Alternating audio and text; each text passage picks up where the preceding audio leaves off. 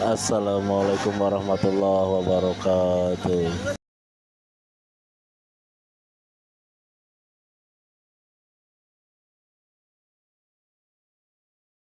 Allahumma sholli ala Sayyidina Muhammad wa ala ali Sayyidina Muhammad kama shallaita ala.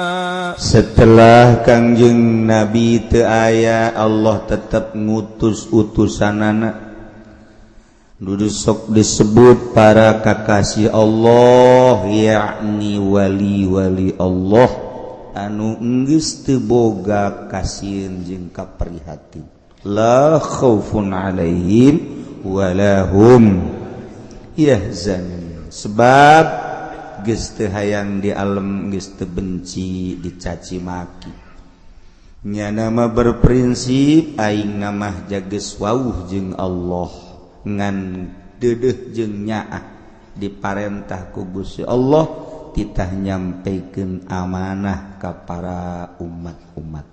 Sakali haram dibejakeun haram, deuk didenge deuk henteu, deuk dipake deuk henteu. Sakali wajib tetap wajib, deuk didenge deuk henteu, diaromongkeun los, dicaci los, dimaki los, dipake kakeheul ku bangsana ge para ustad jeung kiai teu ieung-ieung. Sebabnya nama geus wawuheun jeung Allah etalah wali Allah, la khaufun alaihim walahum yahzanun. Ketika neuleuh kasyirikan, ketika neuleuh kamaksiatan, ialah ngarasa terpanggil hatena lantaran ieu ditugaskeun ku Gusti Allah, wali Allah titah ngabeberes makhluk. Ialah wala tufsidu fil ardi ba'da islahiha, riweuheun ku ari wali Allah. Cak zahir batinna mah henteu. Nu mantak riweuh permaksiatan baheula mah di kota ku ari manggeusing kolocor ka jero imah. Jadi baheula mangan saukur bedah leutik kokocoranana maksiat teh ku ari manggeus halalna. Jadi geus runtuh ku ari mah tembok-tembokna teh. Jadi bedah wae disebut caah. Banjir caah. Jadi kuari mah banjir teh banjir maksiat. Aki-aki nu geus teu pantes nonton TV masih nonton TV keneh. Di TV na ge nu joget, nu nyanyi dan lain sebagainya. Atuh geus komo nu ngora cacak-cacak Kiai Haji ge kos kitu keneh. Kiai ge masih resep nonton bola keneh di televisi. Caah ieu mah. Komo di jero HP mati mimiti nu make kerudung datang ka nu teu make sempak aya kabeh. Caah atuh ieu manis. Budak-budak ngora endeu ka rumaha coba lantaran asalnya ho bae. Naonna kana? Asalnya ho naonna kana? Ngomong atuh si ayo coba. Masyaallah, ieu geus caah. Kemudian baheula mah pamalingan teh kan masyarakat memaling teh kapan aya nagara mah eueuh dumusna maling ku ari mapan gedean keneh pamarentah nu maling batan masyarakat. Geus masyarakat teh jeung pamarentah ku ari mah saideologi pada pamalingan kabeh. Caah kan ngaranna. Caah geus atuh waliullah teh terpanggil sabisa-bisanya na bae ku Gusti dititah. Sakitu teh Masya Allah rempat ya Gusti Allah. Ari jelema anu maedakeun mangmangpaatkeun zahir mah sakadar kieu doang. Lamun aya jelema ieu jelema teh deuk dibunuh lantaran urang boga pencajeng boga kaleuwihan kakuatan pisahkeun sakadar sakitu.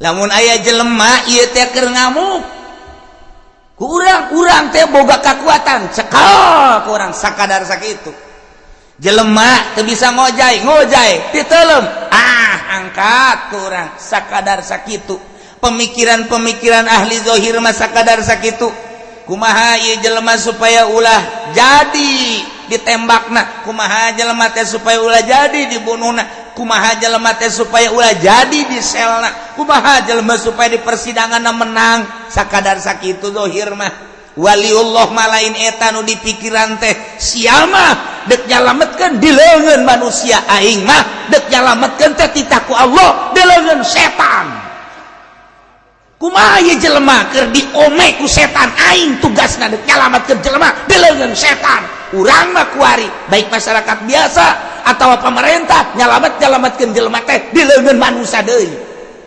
tapi wali lain di leungeun setan ieu teh jelema teh keur diome ieu teh ku setan geus jelas keur judi diome ku setan nu mabok diome ku setan nu maling diome ku setan eta teh supaya kumaha disalametkeun termasuk kiai-kiai anu asup ka terjerumus kadinya nyahoeun wali mah ieu keur diome ku setan kajian kumaha cara nyalametkeun kumaha tah tugas wali mah nyalametkeun jelema nu keur aya di leungeun setan berat numantak ngadatangan nyana atawa ngobrol lalaunan kadeleun mah biasa bae horeng keur munajat ka Gusti Allah carana kumaha ieu jelema supaya salamet keur diome setan ye berat wali teh tugas ti Gusti Allah numantak wali mah tadina berangkat ngojay teh hanjat tina laut sanjatna hanjat tina laut kapanggih lah jeung raja mun cara raja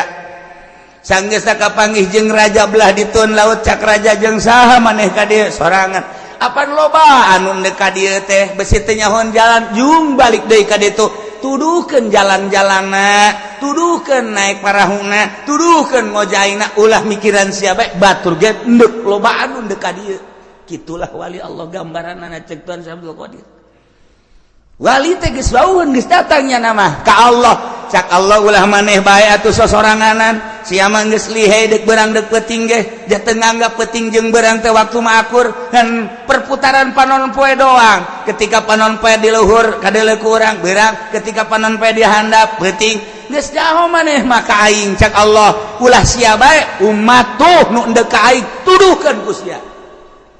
Oh gitu, balik deui wali teh nu tadi sorangan teh kuari mamagahan ngaji, kuari dakwah, lain sosoranganan wali di leuweung bae lain eta mah wah teu bagus sama Gusti itu.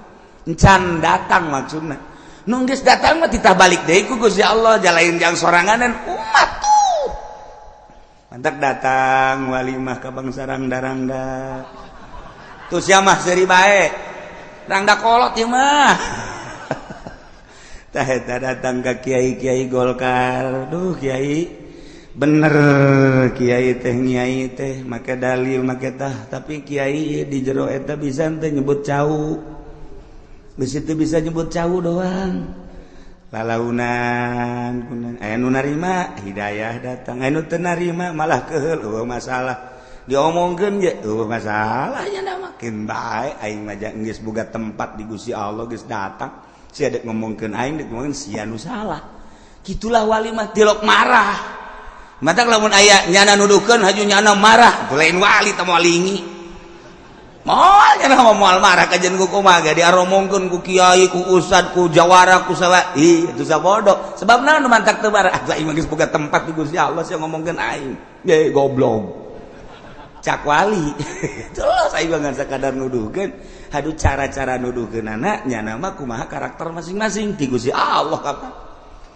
Tah mantak cek Tuhan se hei sia lamun aing ngomong dengekeun besi aing nyarekan ka sia dengekeun ku sia sebab nu mantak wae nyarekan ka sia mah carekaneun. Lamun ngomong lemah lembut ke sia mah moal beres sebab hate sia mah teu asbatan batu. Kan Gusia, loba jelema nu akhirna dibuka-bukakeun nya namangan sakadar alat ieu. Jaatu anu merena tetep Gusti Allah Subhanahu wa taala. Nah, kitulah dek nyalametkeun ti leungeun setan. Anu tadi nanya keur diome-ome ku setan, keur dipermainkeun ku setan. kumaha ieu carana masyarakat teh kok diomeku nafsu jeung setan lantarannya na terus-terusan ngeridit teureun-eureun terus bae ngomong lah cenah ulah sok haju kekencengan teh ja kiai dia loba nu ngahalalkeun kredit urang milu bae kanu ngahalalkeun haju nu ngahalalkeun ge ngomong ulah sok milu kanu ngaharamkeun moal rame sia kajen gua kumaha ge sok manu ngaharamkeun kiai anu cenah carekan ku nyana teu maraheun kiai dicarekan ku kiai deui diomongkeun ku kiai ulah sok nurutan mun moal beres jangan nurutan nyana mah geus bae urang mah urang bae geus ayu ngan tetep bae beuki tambah karunya ka kiai eta beuki tambah karunya ayu terus nyana mah ngan sakadar ngarujaan doang sebab jelemana geus boga tempat di Gusti Allah eta mah ngan tugas doang. Itulah para wali Allah mandek nyalametkeun di leungeun setan, dek nyalametkeun di leungeun iblis. Maka cek Gusti Allah wala tufsidu fil ardi ba'da islahiha wad'uhu khaufan wa tam'an inna rahmatallahi qaribum minal muhsinin. Ayah sahabat ngaranna Ibnu Razin sumping ka Kangjeng Rasulullah ya Rasulullah naon Ibnu Razin Tuhan ngomong-ngomong jelema nu geus paeh dikubur haju engke kiamat sanggeus kiamat jelema dihudangkeun deui sanggeus dihudangkeun deui haju digiring ka masak abdi mandek nanyakeun teh kumaha Gusti cara ngahudangkeunana jeung nyieun jelema nu geus paeh seri bae Kangjeng eta onam nu dikubur maka harti ya Rasulullah eta anu kamari teh eta model ku kapal brus bae ka laut kabeh pan eta teh jauh huluna di mana tulangna di mana dagingna di mana eta kan dihudangkeun deui anu dicaplok ku buaya anu dilegleg ku maung anu dicacag-cacag jelema teh waktu perang anu dicacag-cacag di begal dipiceun ieu suku nu sabelah ka anu suku nu sabelah ka anu ceulina di mana naonna di mana tah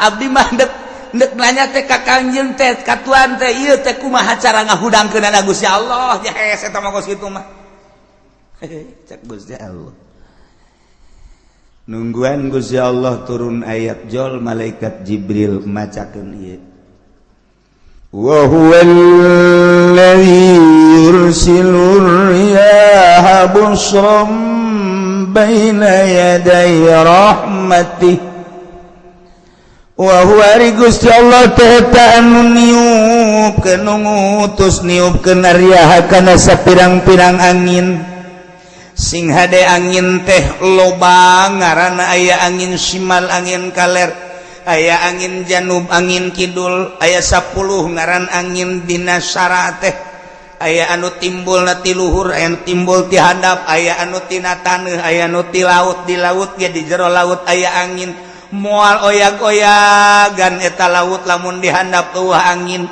nu mantak nu jago mah para nahoda teh neuleuh angin teh lain di luhur tapi ka jero handap ka jero laut justru di jero laut teh aya angin nu mantak engke laut pasang ka luhur engke surut ka handap eta teh diangkatna ku angin aya angin anu timbul ti tengah-tengah aya anu ti langit aya anu ti bumi aya anu ti gunung macem-macem geus puguh anu ti kaler anu ti kidul anu ti kulon ti wetan mah ieulah angin bahkan teu kabahas dina kitab aya angin anu sok kaluar di handap celeces eta nu leuwih bahaya mah sabenerna komo keur ngaji mah haju tadi ngadahar uduk jeung endog geus eta mah angin racun teh mah aduh Masya Allah macam-macam angin orang ya nu jelas saha eta nu niupkeun angin termasuk angin eta lantaran aya jelema di operasi di opnam teu bisa hitut mahal horeng eta hitut sababaraha juta hayang bisa hitut Masya Allah ngajual mobil nu tatarida ditumpakan lantarannya nanti bisa hitut asuplah ke rumah sakit operasi langsung mobil hiji hitut mahal eta hitut teman tak besi hayang hitut kan Oh masalah daripada orang ayo dioperasi di situ ngan siap-siap baik mamang engke diukna teu boga batur sia kuna memang bung diuk dini lah beda kambeuna kok balamun parawan hitut bae angel kalaku ulah parawan mah anti hitut kajeun mules beuteng ulah hitut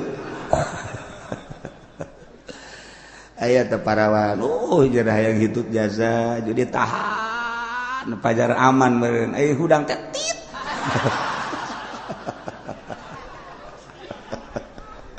ya Allah Masya Allah Gusti Allah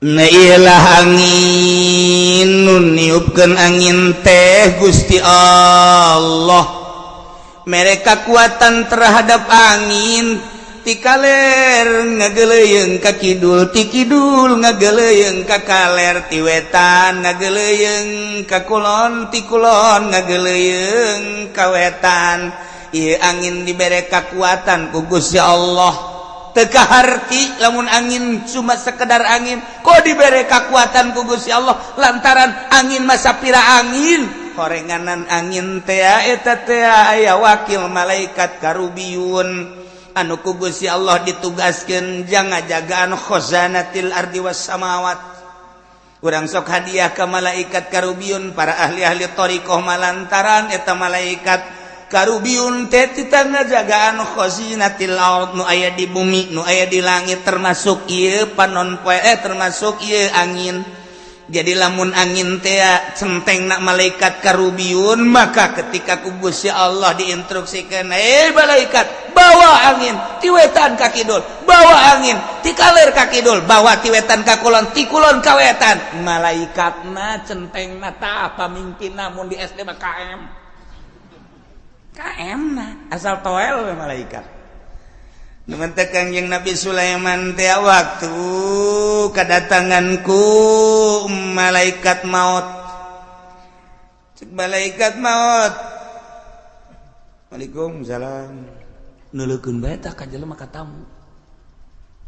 Eta malaikat teh disuguhan cai teh daek nginum suguhan da naon dahareun teh daek nginum. Jeung nuleukeun bae ka tamu. Nuleukeun bae ka urang tamu di Kangjeng Nabi Sulaiman. Teu kebal malakal maut keluar pamit. Tamu nanya, "Tuan, aya teh saha?" Tadi tamu emang kunaon? Nuleukeun kula bae. Tuh tamu ieu rupa-rupa biasa henteu lain deui. Bangunan nuleukeun teu kicep-kicep ka kula emang saha? Tamu malakal maut enteng biasa ngajawabna.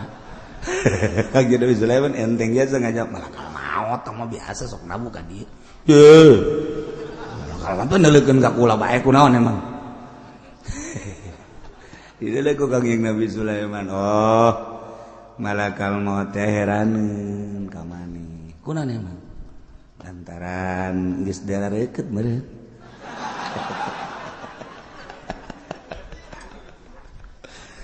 Pugu eta malakal maut teh ngaharewas ka Kangjeng Nabi Sulaiman heran ka pagawean Allah. Kunaon emang? Lantaran jelema nu kula dideuleukeun teh eta teh 5 menit deui bakal paengan paehna kudu di nagara Hindi di India sedangkeun kuari aya di dieu keneh ieu teh di Israel teu kaharti kula mah malakal maut ge teu kahartieun geus kajian ku kumaha ge tetep kula mandek ngajagaan bae di ditu sesuai jeung perintah Allah dekaharti malakal maut aya kula mandek ngajagoan ngadagoan di ditu be jadina tulisanana di ditu paehna kudu di negara Hindia di luhur batu geus we malakal maut ieu mah ngadagoan dekaharti jelemana di Israel keneh nyana malakal maut geus cila bae di luhur batu di India ke bae aya prakata tamu teh ya Tuhan kula masieun jasa lantaran dideuleukeun bae pangirimkeun angin bae jatuhan mah wawuh jeung angin pangkirimkeun bae kula maka India ke ka mana cenah coba eta atuh hayang kitu mah langsung Kangjeng Nabi Sulaiman ya karubiyun hei malaikat karubiyun sebagai pewakil angin ya ka dia ya coba pangawakeun ieu ya jelema ka India ya Trojol angin datang ke dinya. Lep dibawa ku angin. Siot datang ke India pas di batu tadi. Tek. Nah, ini dia.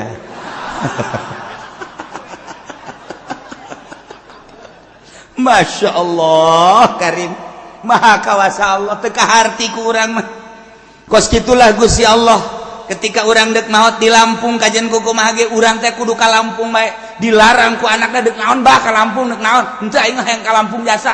Dek naon atuh ka Lampung mun kitu mah di Lampung keur usim-usiman nya henteu ieu mah. Kadu loba di urang, duku loba di urang, komo cau balaya di urang. Henteu aing mah dek ka Lampung mah teu bisa ditahan. Horenganan datang ka Lampung malakal maut keur kieu bae. Nah, sia. Ini tugas gua nih nyampe nih.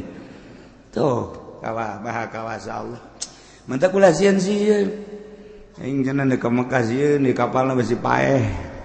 Aju di ditu di Mekah pas sedak-sedak moal aing moal ka Mekah lah sieun. Sieun jakna.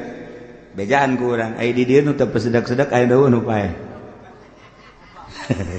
Lo bajakna nu perang di Suriah nu paeh di urang. Ge di Irak keur campuh perang, nu perang teu paeh kunaon di Pasir Gadung modar. Maha kawasa Allah. Iya tuh urusan paeh mah lain ku perang, lain ku kalaparan, lain ku panyakit. Ajal idza jaa ajaluhum la yastakhiruna sa'ata wa la yastaqdim. Iyalah diondang ku Kangjeng Nabi Sulaiman angin. Bisa ku Kangjeng Nabi Sulaiman angin. Mantak urang ge kuari namun urang kataekan asal urang daek bae aya rumusna. Iya baca tidinya engke bakal datang malaikat karubiun. Ima langsung nanya wa ima isyarah wa ima geus bae urang bebeja engke beres. Zaman baheula mah pan kos kitu. Jelema nang ningong sapeuting aya 7 panggung. Masyarakat kagarieunan bebeja ka kiai lah teu terserah kiai bae. Boh cek nya aing pangeran meureun. Negeri kumahageun bae garieung jasa. Aya guys. Bada isya kiai asup ka masjid baca ayatna meuli bejakeun ku aing ayatna besi ku diwirid. Kaluar ke malaikat karubiun aya naon manggil-manggil kula. Payahna angin sapu ta angin. Bereskeun 7 panggung bereskeun. Oh, be aku angin. Loba kajadian ta kos kitu. Masyaallah. Nurut angin. Kawali Allah mah ngan teu meunang sambaran. Mendingan nyanggakeun sadaya-daya bae ka Gusti Allah lantaran eta ceurikna bae ge mun diijabah doa kos kitu wali mah teu mah sabulan 2 bulan. Yang ceurikan diijabah doa isin ka Gusti. Urang mah mun diijabah doa tuh. Atuh mah sia teh jauh ka aing. Aing wali aing teh. Wali diomong-omong. Wa huwal ladzi yursilur riyah. Gusti Allah teh eta zat anu ngutus anu niupkeun kana pirang-pirang angin lantaran geus aya wawakil-wawakilna berbagai malaikat. Tinggal ditoel bae deuk dikamanakeun arahna ieu angin teh. Dijelaskan di dieu horenganan angin busrom baina yaday rahmati. Angin ieu mah angin sebagai pengawal pangbubungah anu diayakeunana baina yaday rahmati memeh turun rahmat Allah di hareupeun rahmat Allah. Anu dimaksud rahmat Allah teh hujan. Jadi Allah dek nurunkeun hujan teu langsung hujan. Ternyata Allah teh ngutus angin heula. Ieu angin sebagai busron pengawal ngabubunga ka masyarakat nu endek diturunan ku eta hujan. Qiraatna aya 2 aya nu baca nusron aya busron namun nusron ieu teh bimakna mutafarriqah kudamal mator. Angin-angin anu papisah-papisah di hareupeun hujan papisah teh teu ngagumuk di hiji daerah anu di Bandung, anu di Banten, Jawa Tengah, anu Jawa Timur eta teh ngaranna mutafariqon nusroh. Lamun busron ieu teh pengawal sebagai pendahuluan hujan. jadi hujan teh teu ujug-ujug hujan tapi dikawal heula ku angin jadi ieu mah angin teh angin rahmat masya Allah hatta idza aqallat sahaban siqala hingga angin teh mamawa sahaban siqalan mega anu loba mega anu mendung nu pohara mega di luhur hideung eta teh cai anu menang nyerot ti laut maha kawasa Allah syaribna bima'il bahri kaula nyerot kana cai laut sak angin ditugaskeun ku Gusti Allah diserotlah cai laut ku angin tugas ti Gusti Allah dibawa ka luhur set blak geus datang ka luhur nungguan instruksi ti Gusti Allah hatta iza aqallat angin geus mamawa sahaban siqalan kana mega-mega anu mendung anu gede geus hideung luar biasa Gusti Allah hei angin dorong ka Cikupa hei angin dorong ka Bogor hei angin eta mega dorong ka Jakarta dorong urang Jakarta geus kiceup ka mana aing nyilib ya gasal geus deleureuk di luhur hideung bae geus urang Jakarta mah waduh aing teu ka mana ieu ai biasa nama mega teh didorong ku angin ku ari mah mega nggak dorong Jokowi berbeda ya mah ayah bae tah mah orang teh mah mega nama mega konde tah mah ieu mah mega didorong ku angin masyaallah urang mah teu nya ieulah ayatna hatta idza qallat sahaban siqala sehingga di mana-mana angin geus mamawa kana mega anu mendung anu gede nu loba tergantung kumaha megana bae kumaha anginna dititahna ku Gusti Allah sok ca Gusti Allah bawa ka Cikupa bawa ka Bogor bawa ka Jakarta bawa ka Pandeglang kumaha perintah Gusti Allah subhanahu wa ta'ala sok gara-gara turunkan suqanahu li baladim mayit kaula nu agung ngucurkeun kana eta mega ngahujankeun kana eta mega li baladim mayitin kana taneuh anu tandus anu tatadina geus rata jukut-jukut acan dihujanan ku Gusti Allah fa'anzalna bihil ma'a maka kaula nurunkeun ka eta nagara kana cai hujan terus bae turun wer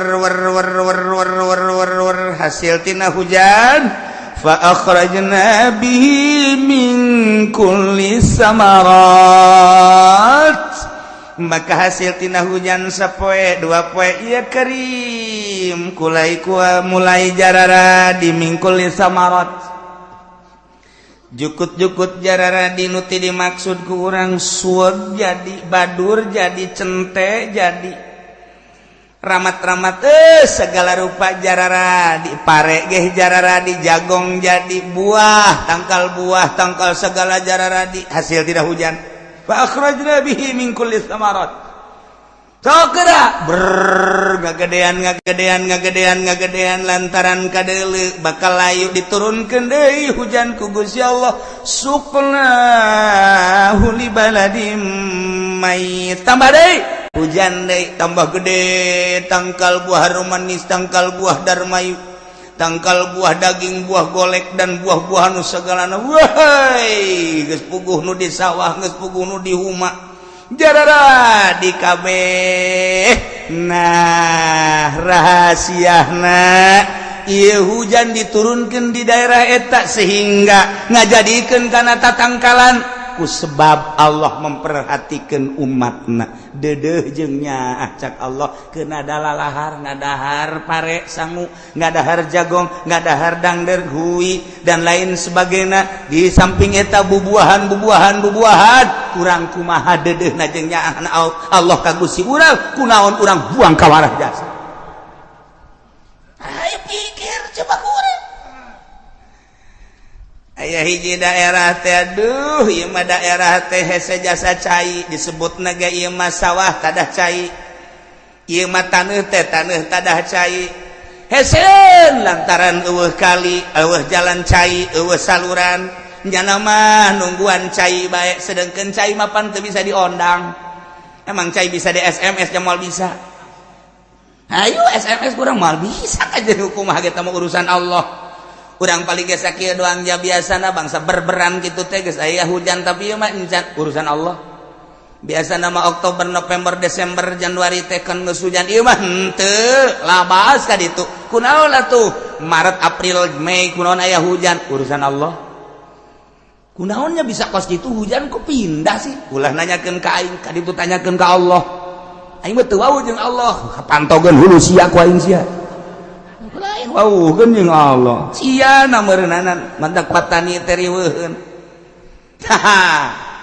iyalah urusan soal hujan masyaallah minta dibacakeun Fatihah parantos pupus Kiai Haji Ahmad Ghazali Serdang bin Haji Abdul Hamid masyaallah innalillahi wa inna ilaihi raji'un al-Fatihah bismillahirrahmanirrahim alhamdulillahi rabbil alamin arrahmanir rahim maliki yaumiddin iyyaka na'budu wa iyyaka nasta'in ihdinas siratal mustaqim siratal ladzina an'amta 'alaihim ghairil maghdubi 'alaihim waladdallin.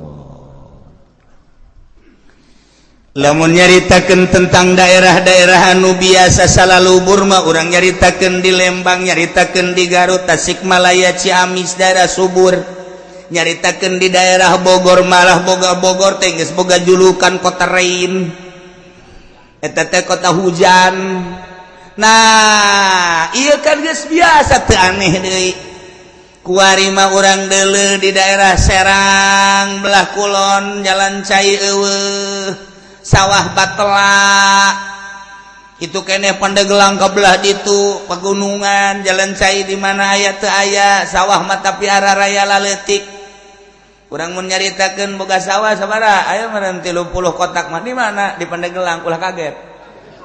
Bo, cek urang 30 kotak, kamu tambah sugih jasa. Can pogo. 30 kotak, barang di dalam kotakan sameter persegi. Leutik kotakan. Orang nyaritakeun di Karawang mah boga 30 kotak beuh lain lalagaan ngomong urang mana ya urang Karawang boga cenah 30 kotak mah geus pohara teh wara geus tah lumayan geus sakotakna 1000 bae kali 30 kan berarti kan luas 30.000 3 hektar tapi lamun urang Pandeglang ngomong ulah alhamdulillah cenah boga sawah sabaraha 30 kotak ambo ulah ka ambo ulah ka heulanan deuleuh heula ka ditu barang di deuleuh ya Karim.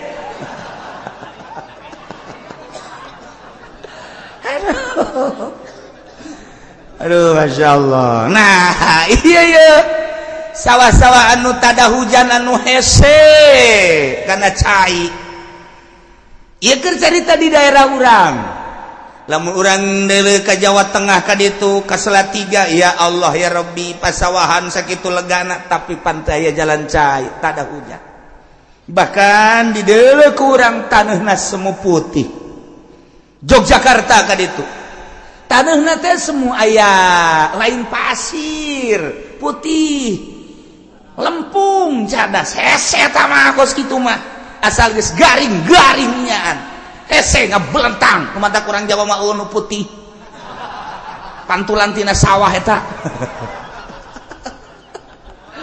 sakurang Jawa nu putih aya aing putih deuleu saputihna urang Jawa teu percaya aing malah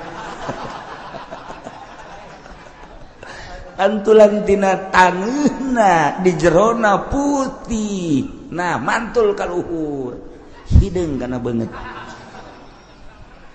lamun ngagambarkeun tanah di Jawa Barat mah hese nyaritakeun anak ti mimiti Banjar Ciamis Tasikmalaya kemudian ka Garut ka belah dieu terus ka Bandung taneuh teh geus hese nyaritakeun kasuburanana di Bandung lewat ka dieu ka Cianjur ka ditu ka Sukabumi ka belah ditu Bogor geus lewat ka dieu Tangerang termasuk subur lain lalagaan Tangerang wah harajasa Serang sakitu mah rada lumayan Pandeglang Rangkas Betung kayak itu kan lah orang nyaritakeun Jawa Barat mah pohara bae kasuburanana tapi lamun Jawa Tengah Jawa Timur nanaonan ngan boga otak Jawa Tengah jeung Jawa Timur teh untuk mengelola palawija taneuh nu kurang subur bagaimana supaya subur dikelolalah melalui otak sakolanya dikirim di Jawa Tengah Masya Allah jeruk di Jawa Tengah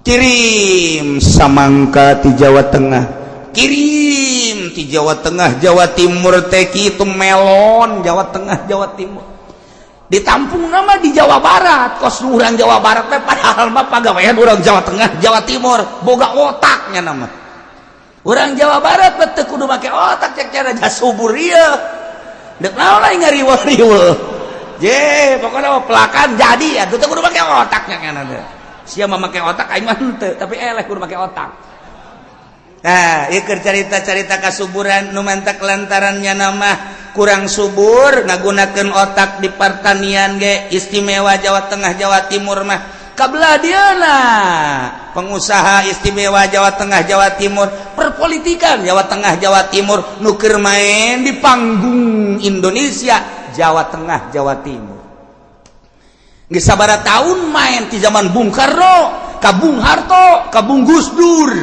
bung Jawa Tengah Jawa Timur Jawa Tengah Jawa Timur boga otak keur carita urang kenyataan di urang keur carita informasi luar negeri nu boga perusahaan di Belanda nu boga perusahaan di Amerika nu boga perusahaan di Inggris nu boga perusahaan di Australia nu boga perusahaan di Jepang mayoritas Jawa Tengah Jawa Timur nu boga perusahaan di Jerman mayoritas urang Jawa Tengah Jawa Timur ayalah urang Jawa Barat ayalah urang Padang ayalah urang Sulawesi bandingkeun jeung urang Jawa Tengah Jawa Timur moal meujeut aja moal mah otakna luar biasa bantah kuari nu keur main Jawa Tengah Jawa Timur urang mah kakarak boga hiji bae ge kamari ieu keur jadi wakil presiden teh genjleung luar biasa padahal matrek eueuh deui can jadi presiden kuari kakarak ge naik di KPK doang ge geus genjleung sakitu doang ge can aya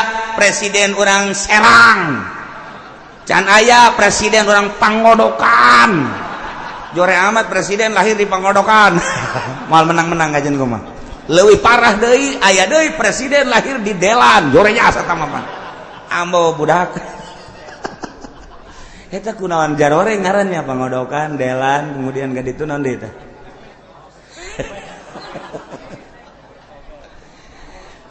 eta nu jore jasa mah Kobet cerita kasuburan dia cerita kasuburan geus ulah dicaritakeun Jawa Tengah Jawa Barat nu mantap terkenal jasa julukanana terkenal jasa di dejieun karikatur Jawa Barat di Belanda karikatur Jawa Barat di Belanda isin urang lamun neuleuh karikaturna kumaha make samping si korodong nyana aju diu nusa belah diangkat nusa belah ditindihan sasimbut ngarokok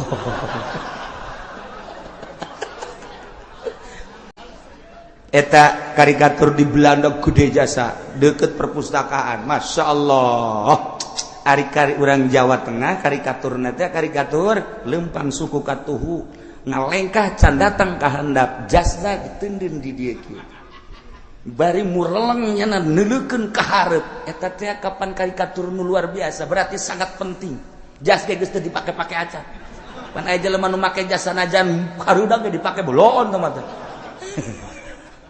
nah ieu Jawa Tengah Jawa Timur nu mentak tetep bae moal meahi ka urang Jawa Tengah Jawa Timur otak sawah nu tandus teu bisa dipelakan pare diotakan ku nyana melak naon ieu ayo anu hasilna dibawalah ka Jakarta urang Bandung mah heheotan di sana tuit sia kunaon heheotan nah tunduk naon deui lain itu pikiran sawah asal sawah masal ditancepkeun jadi teu kudu disurubuk-surubuk acan tanah kita tanah surga tongkat jadi tanaman Masya Allah tina subur tedaek mikir eleh lah terus kurang Jawa Tengah Jawa Timur ku teu mikirna ieu sebab senang kos di Arab lantaran di Arab mah emas kabeh ieu dicekel jadi duit ieu dicekel jadi dirham ieu dicekel jadi real ieu dicekel jadi dolar minyak ambalaya teu malikir urang Arab kunaon senangna luar biasa geus dina senang mah tilok berhasil nu mantak baheula di zaman urang dahar hese pake hese rentul nu jara di kiai sebab masyarakat daerah kiai ke Jakarta daerah kiai Tangerang daerah kiai Serang daerah kiai Pandeglang megeus kobo lain daerah kiai deui tah mah pokona mah tah juragan kiai Pandeglang mah geus kiai kabeh ka tukang becana kiai di Pandeglang mah. Nah, kalau ada masyarakat dahar hese, minum hese, pakai hese, geus eueuh deui pagawean wiridlah ka Gusti Allah ibadah, ngaji ibadah, ngaji wirid ibadah dan lain sebagainya. Diberelah subur pangrusakan. Geus teu pikiranna naon ku ari mah.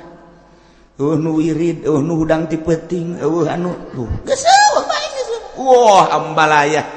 Eta ku sabab naon? Subur. Baheula mah nu mantak diangkat jara di kiai jara di wali lantaran nyanana di masjid bae kunaon emang kiai di masjid bae nu kiai mah geudeuk naon jadang deur eueuh ku ari mah pan melang urang nu mantak teu betah kiai di masjid kunaon di imah aya kue di imah aya sangu bandeng ambalaya berkat-berkat mulut geteun ka dahar eta segala daging hayam daging macam-macam kue teh gitu mobil can ka urusan baheula pan boro-boro mobil sapeda ge hese jasa mantak geus bae betahan keneh di masjid mending wiridan tah diangkatlah ku Allah jadi wali ku ari mana diangkat jadi wali tak ieu mah keur carita negara-negara nu subur mah teu kudu dicaritakeun daerah-daerah nu subur mah Kangjeng Nabi nyontoan hiji daerah Ibnu Razin ulan pertanyaan maneh bahwa cek maneh kumaha si Allah eta nyieun deui makhluk sehingga hirup dihudangkeun ku Gusti Allah aju digiring asa teu kaharti cek maneh pernah henteu neuleuh hiji daerah anu tandus pernah diliwatan ku maneh pernah aju maneh sababaraha bulan sababaraha taun deui lewat kadinya pernah kumaha berubah tante berubah Gusti Rasul ai baheula mah tandus boro-boro aya tatangkalan hese jang nginum ge jang wudu ge ajo menang saketean tahun setahun 2 tahun kula liwat subur loba tatangkalan caicur tok maha kawasa Allah iyalah gambaran di akhirat cek Gusti Allah lah anu niupkeun angin sebagai pendahuluan pangbubunga hareupeun rahmat Allah yakni hujan ku Gusti Allah angin titah nyedot cai dibawa ka luhur kemudian geus jadi reuk jeung mega di luhur hideung didoronglah ku angin sesuai jeung perintah aing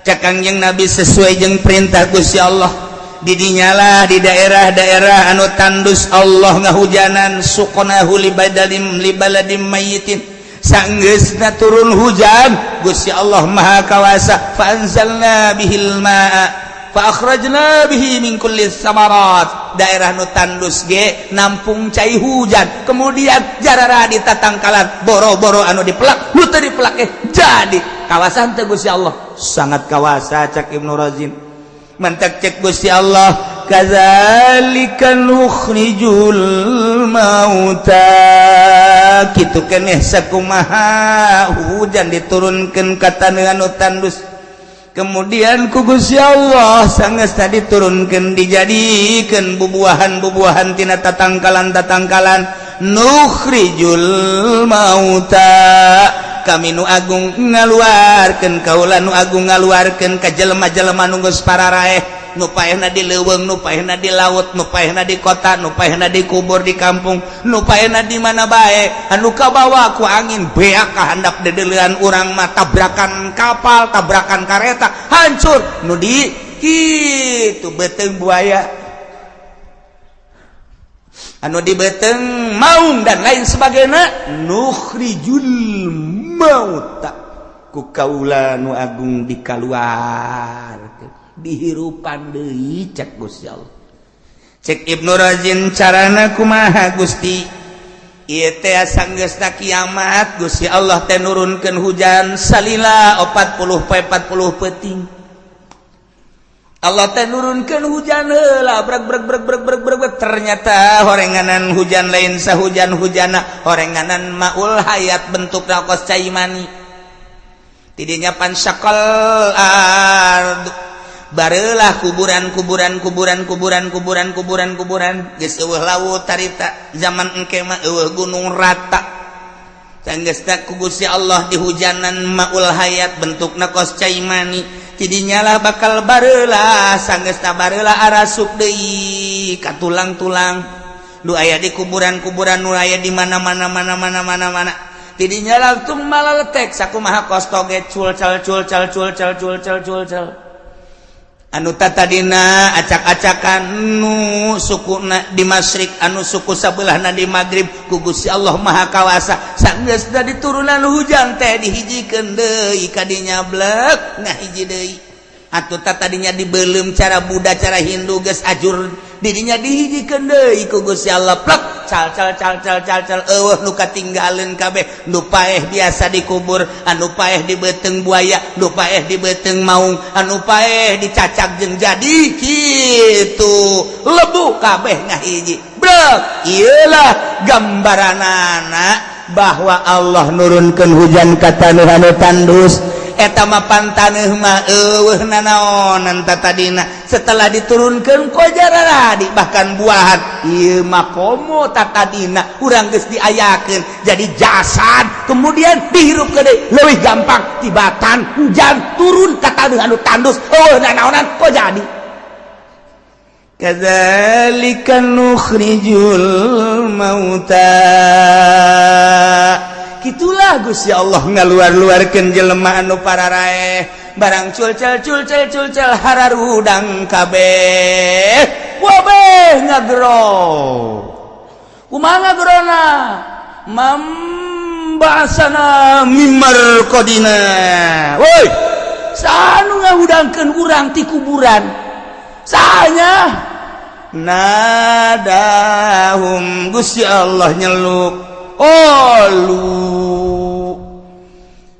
kabehan ngadarerengekeun sanggeusna ngomong mambasana mimar qadina ai prakaya suara hadza ma wa'adar rahman wa sadaqal mursalun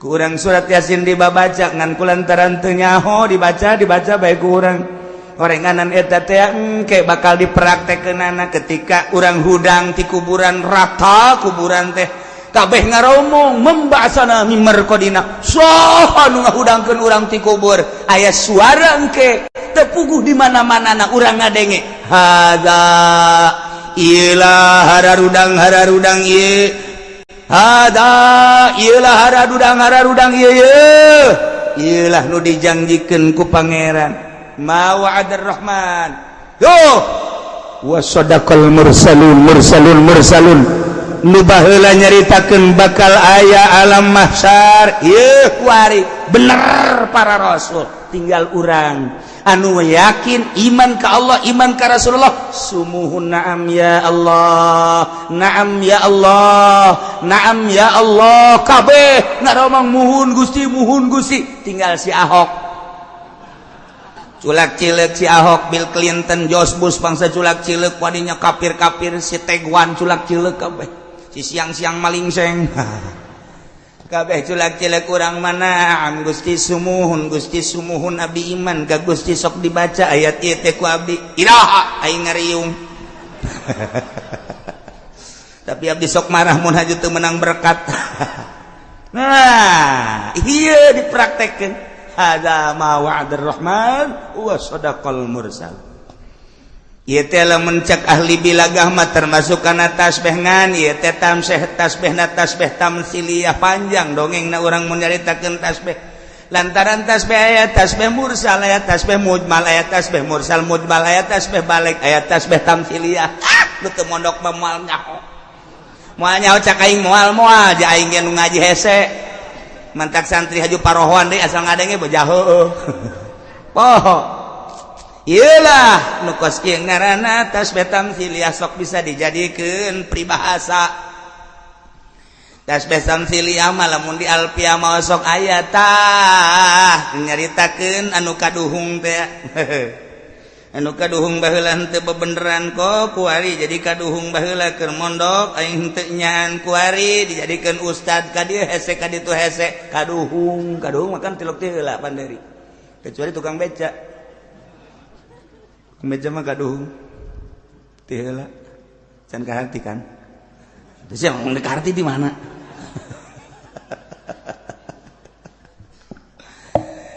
Nah iyalah tasbih tamsiliyah masuk disebut peribahasa mah Sunda paling loba, Arab loba. Subhanul yaum rijalul qud eta peribahasa Arab. Subhanul yaum, hari ini engkau harus menjadi manusia yang gagah seperti anak muda, gantungkan cita-citamu ke atas langit. Eta Bung Karno. Rijalul yaum Subhanul ya rijal god, nanti engkau kelak akan menjadi pemimpin.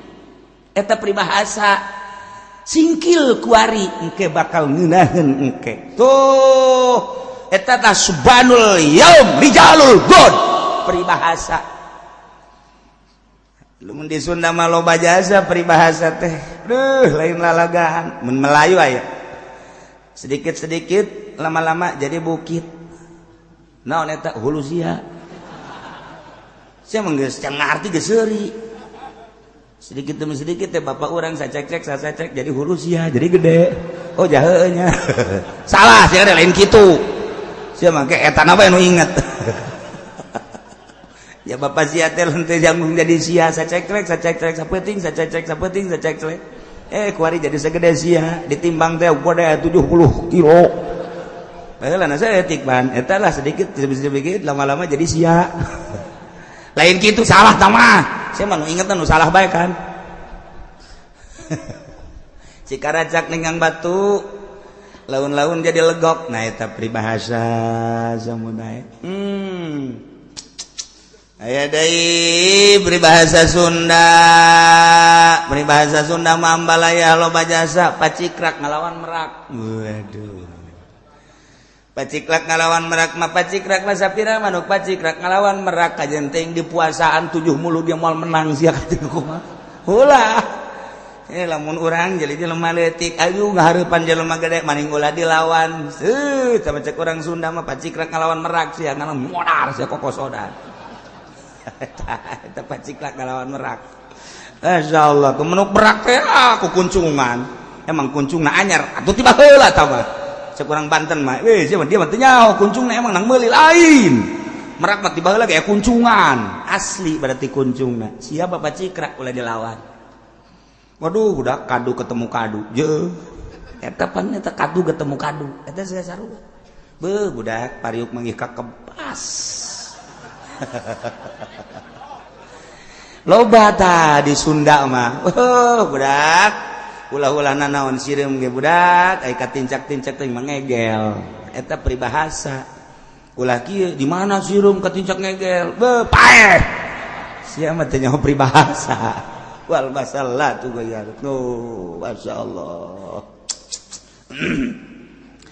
Na ieu ge sarua bae Gusti Allah teh nganamsilkeun supaya kaharti ku urang ulah urang dihirupan deui ku Gusti Allah sabada maot. Taneuh geus rata kemudian ku Gusti Allah diturunan maul hayat dihujanan sadunya.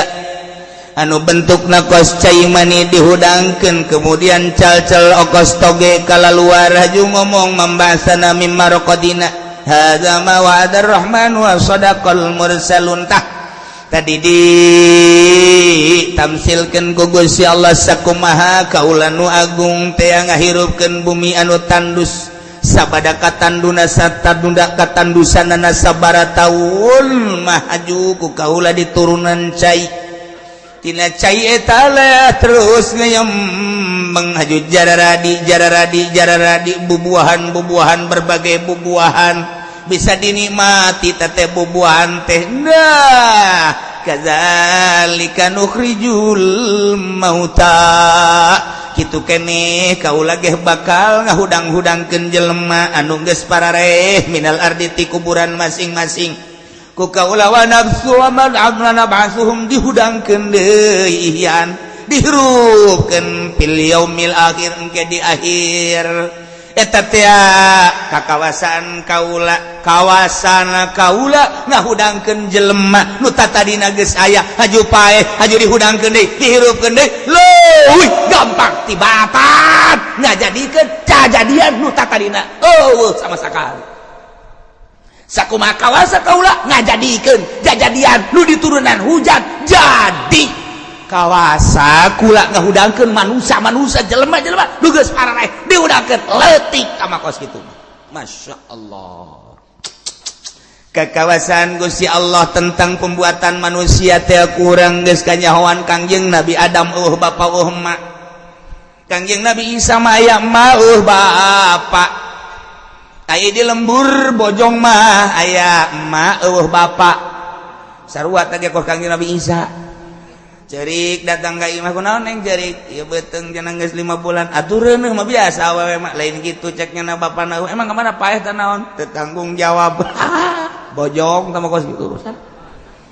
berabe eta mah nu jelas aya tapi pelakuna nah iyalah para hadirin jamaah kaum muslimin wal muslimat rahimakumullah urang engke bakal seperti kitu Allah ngajelaskeun kieu maksudna la'allakum tadzakkarun harapan naranjeun kabeh teh supaya arelingun geus eling iman bejakeun ayat ieu teh ka kafir bejakeun ayat ieu teh ka Yahudi ka Nasrani nu mantak dakwah mah lain cara urang di majelis taklim lain dakwah di masjid lain dakwah di kalangan mukminin mukminat tama dakwah teh hanya untuk memperkuat keimananana doang bahkan lamun motifna teu beres mah lain dakwah tamangan sakadar hiburan dakwah mah tuh Nasrani di gereja dakwah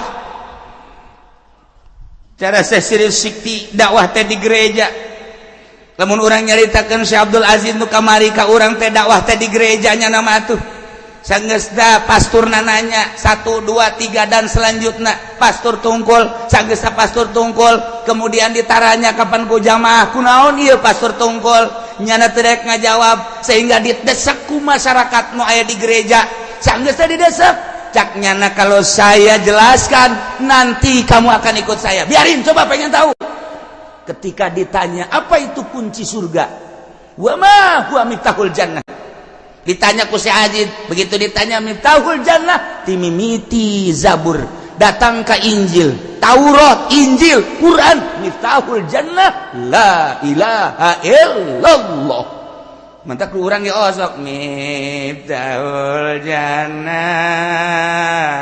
la ilaha illallah ondo teman salat henteu teman bang teman kipu doli teman kos kitu mah ya Allah ya Rabbi nyanya miftahul jannah la ilaha illallah coba gali ta la ilaha illallah iya mah pakai nong nang ning nong miftahul jannah hasil miftahul jannah la ilaha illallah Muhammadur Rasulullah kabeuli apaan sa belon teh eta mah kunci sorga udah sok ningong-ningong kabeuli kunci mobil gua nah eta pastur langsung ngucapkeun mulai dari Zabur pasturna pernah baca Zabur, pastur pernah baca Taurat, pastur pernah baca Injil, pastur pernah baca Quran.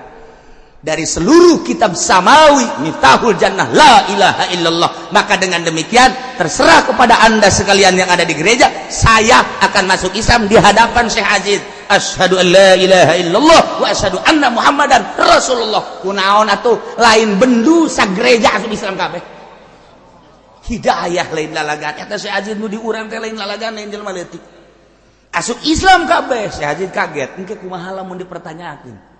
Nanti kalau luar KB jadi muslim muslimah terus jana diondang arasub Islam nyari mun lain pangkat wali ieu keur cerita somprana moal bisa tah kabelah dia ceknya nak tetap anda silakan masuk Islam tapi karena pemerintah sangat mencurigai dan memata-matai ketika keluar salib tetap dipakai di Amerika keluar tetap dipakai ka jero dibuka salat. Iyalah berjuang Syekh Aziz lain letik-letik jelema. Nah, iyalah kadzalika nukhrijul mauta la'allakum dakwahkeun coba di gereja, dakwahkeun coba di kuil, dakwahkeun coba di kelenteng, dakwahkeun coba di kalangan-kalangan Yahudi jeung Nasrani. Ieu karak dakwahnyaan ngan nu dakwah model kitu geus kudu pasagi. Ulah kudu lima ulah kapur. Geus maningan ka Cisupa bae ka Cikopa ka Cisoka eta bae lah paling jauh Cisauk lah geus. Geus khawatir jangan lamun dibawa ka kelenteng khawatir. Kebalik lain mau berkat naon hinyoh deui. Aduh masyaallah. Jadi geus kudu kelas. Numantak ketika Gus Dur baheula masuk gereja, wah dikapir-kapir ku kabehan. Cekula kok kitu amat sih jauhan sejarah para aulia Allah baheula. Gus Dur mah dakwah teh di gereja, Gus Dur masuk kelenteng, Gus Dur masuk. Ih, atuh geus teu roba-roba, cai laut dikamamatakeun ge asin bae. Campurkeun jeung cai darat, moal ngahiji, cai laut bae. Emas tetep bae emas. Emang robah atuh henteu sakali mas tolong. Iya tetap lamun geus teu robah kitu silakeun. Namun baheula Gus Dur wow dikapirkeun dianukeun tenang bae. Nyanana bener atuh henteu sebab lah nyana geus nyahun ka Allah.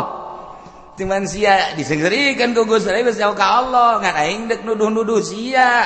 Buktina nu zarah sapoe teu kurang ti 10.000 sanunita.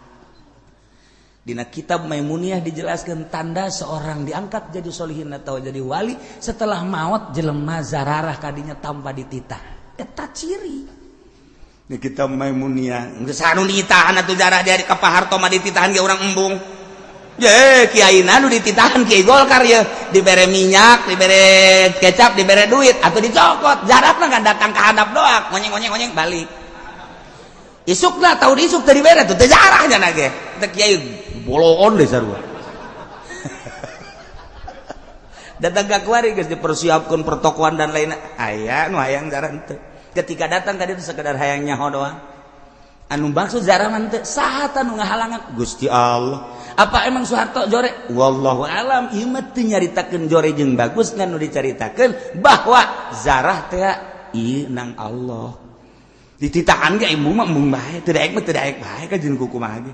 Nah dakwahkeun mantak urang mah sebagai rakyat hayu bae kiai nu deuk dakwah di anu kajen ulah sok haju sombral ngomong segala kafir segala ulah antepkeun bae engke ge kadeuleu manfaatna di akhir ge anu henteu dakwah ka gereja ge modern Nur Kholis jadi abangan kos kitu jil jadi jaringan Islam liberal dikutuknya ku di ditu ku mertuana lantaran mertuana kiai gede dia lempengkeun teu daek lempeng dilempengkeun teu daek lempeng dilempengkeun teu daek sabodokeun.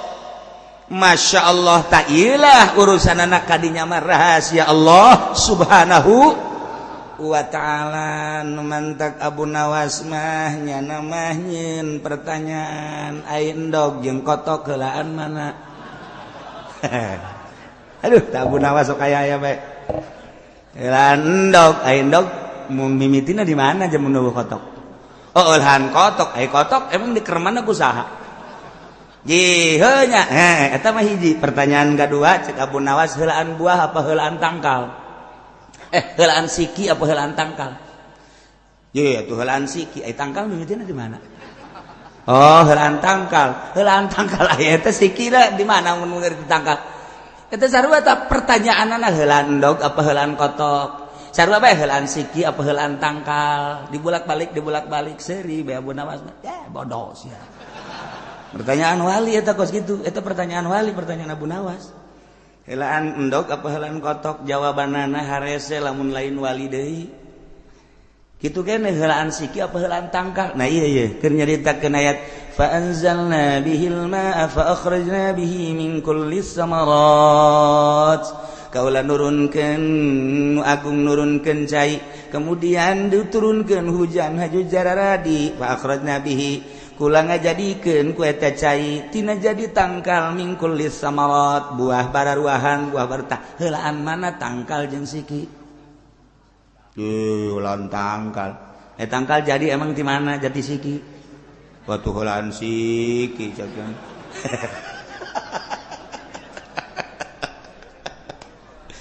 Tuh, moal kapanggih lantaran eta mah apa Siti Jenar. Saya Siti Jenar teh apa diundang ku wali sanga anu dititah ngundangna 5 wali. Begitu diundang, "Hei, saya Siti Jenar, segera datang ke Demak." Teu aya Siti Jenar cak nyana nu aya mah Allah. Bapak ahli hakikat. "Hei, Allah datang atuh ka ditu ka Demak." Allah nu aya ge Siti Jenar. Sia cak wali teh. Mah ieu hese amat. Kakarak dipanggil, "Jenar jeung Allah datang." Kakarak, inilah sosok Jenar dan Allah.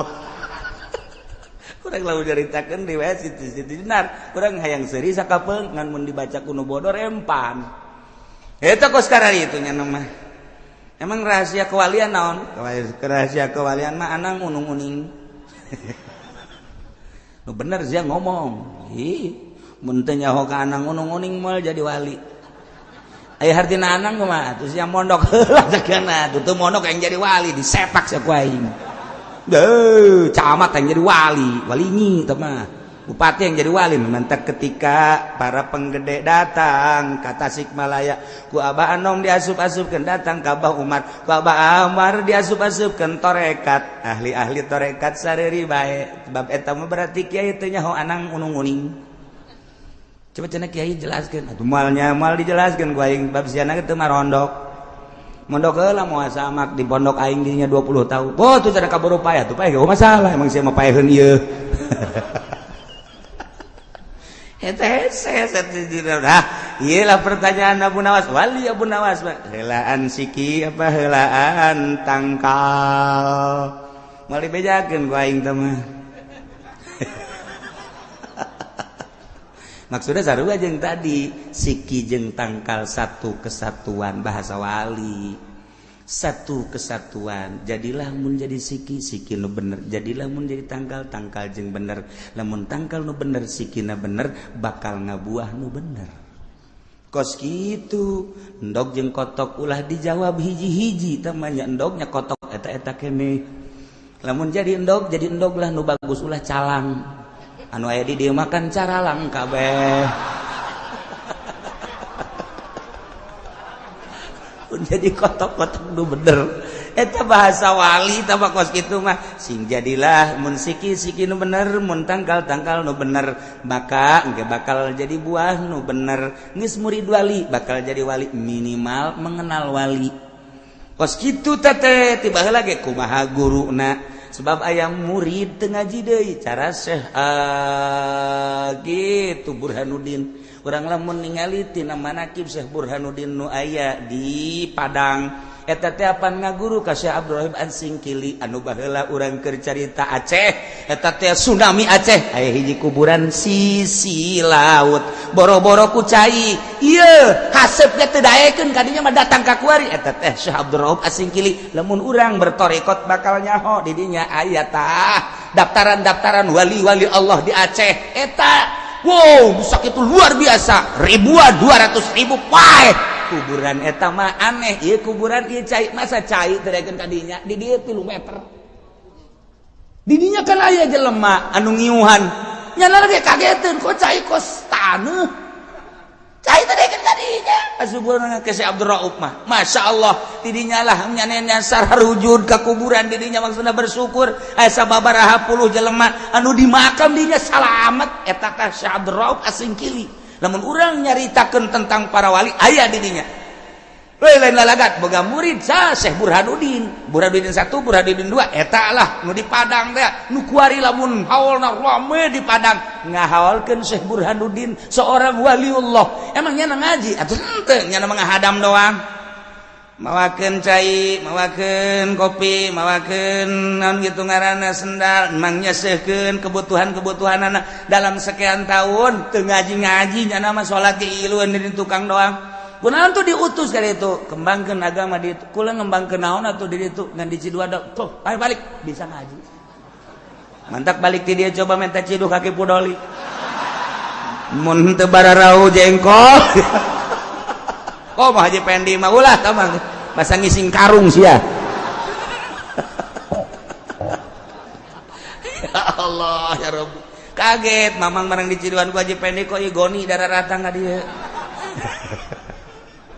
jeung lali mah ararane lamun Mama Sobari ngaji ka Ki Holil Bangkalan teu ngaji haju balik bisa ngaji di Ciduhan doang iyalah modelna ieu keur carita kula mun nyaritakeun tentang manaqib rame Syekh Burhanuddin Padang eta ngahadang ka Syekh Abdul Rauf Asingkili nu kamari ketika rame tsunami kula mah atuh ajib mah ajib bae ieu nu sok dibabaca manaqibna masyaallah dibuktikeun ku Gusti Allah hiji nomor kadua masjid nu aya di Aceh leulah neuleuh masjidna patilasan saha makam nu aya di dinyana aya daftaranna kabeh dina manaqib wali-wali Allah teu daekeun ka masjid eta set di cai sakieu sameter ka masjid kunaon dak balik deui teu daekeun ka dinya aneh masyaallah urang lamun nyaritakeun gempa di Padang emang kumaha gempa di Padang teu kamari 3 gunung hiji gunung 2 gunung 3 gunung eta teh akan angin heula sanggeus angin terus oyag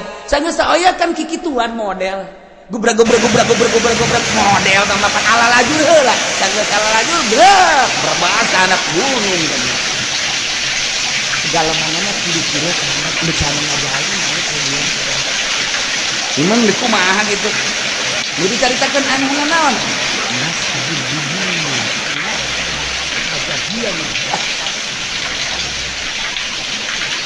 kok bisa aman gitu tadi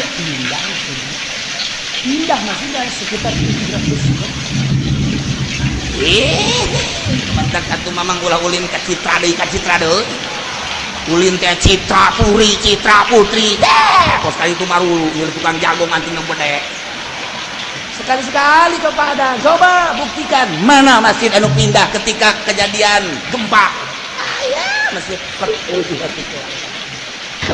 maha kawasa Allah apa maksudnya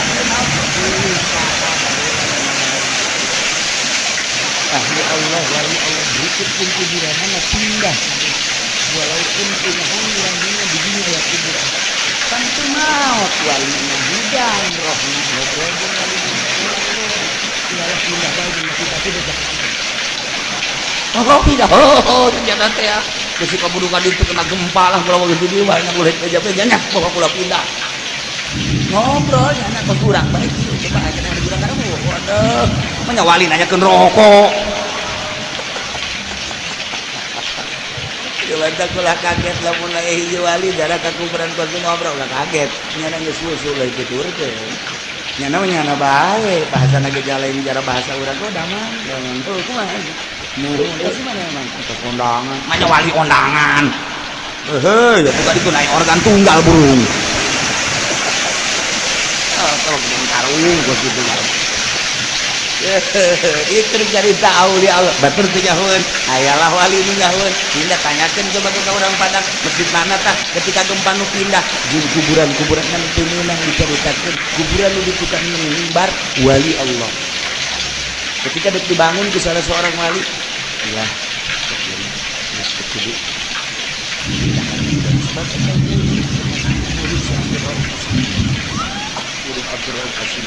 Abdul Rauf Asingkili orang mana kurang umurnya tetap jangan mah habai murid-murid ajang lo aja berkembang di Sulawesi di Banjarmasin di Padang murid Syekh Abdul Rauf As-Singkil. Baca coba di Quran kitab. Masya Allah, itulah menceritakan tentang pertorikohan. Jadi lamun ahli torikoh ternyata nyana boga sejarah. Nah ieu mah keur carita indah masjid kitu Baitur Rahman eta kitu nampan Aceh aman. Syekh Abdul Rauf nasigan tersentuh ku cai henteu kawasa Allah. Ijang tanda bahwa ahli-ahli Allah maot dijagaan ku Syekh Abdul Rauf. Aya anu nyahoeun wali Allah Syekh Abdul Rauf na udang cai kadet bisa puter eta doang kilometer ka luhur jajanna mah penanda di sisi jasa pantai sugan gua beres tsunami Syekh Abdul Rauf itu kan Syekh dan lain-lain sebagainya. Ini ulah kaget itu masjid loba nu aman di Padang. Salah satu masjid wali Allah pindah ka Jakarta. Kurang berjelok dibaca nu kosara itu dianggap hayalan, begitu dikuat-kuat di korannya desi itu kafir tersentuh kan gitu di orang aya unsur-unsur baik. Unsur baik nyaritakeun Syekh Abdul Rauf makamna henteu kena ge dibahasa anu sebab di urang mah henteu murni Islamna. Haju nu ngaberitakeunana kapan eta teh Kristen mah lo di Kompas Kristen Merdeka Kristen mayoritasna ieu teh Kristen mentak berita-berita nu koskar itu abai-abai berita-berita keanehan nu karomah maunah kecuali maunah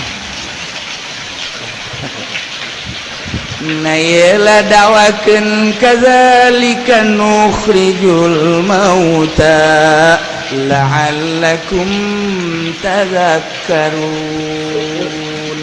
Begakeun ka maha kawasan Gusti Allah ulah-ulah ngahudangkeun jelema nu tadina geus aya nu tadina geus pernah dihirupan kuari dihirupan di atuh mah babari sarua jeung mobil tabrakan di bagusan deui atuh ka bengkel gampang pangakos kitu mah.